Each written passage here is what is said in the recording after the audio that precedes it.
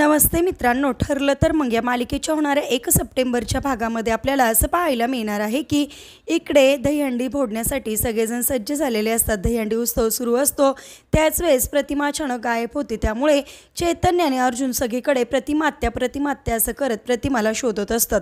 तर प्रतिमाला काहीच आठवत नाही। प्रतिमा त्या गर्दीमध्ये हरवल्यासारखी वागत असते।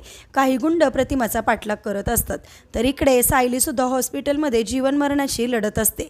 तर इकडे लगेचच चैतन्यला अर्जुन असा म्हणतो की आता प्रतिमा आत्याला शोधण्याचा एक शेवटचा मार्ग आहे, ते म्हणजे दहीहंडी फोडायला उभं राहायचं। आणि दहीहंडी फोडण्यासाठी अर्जुन उभा राहतो, थरावर चढतो। त्यावेळेस इकडे प्रतिमाला काही गुंड हल्ला करत असतात। त्या क्षणी अर्जुनचं लक्ष त्या गुंडांकडे जातं आणि प्रतिमाकडे जातं।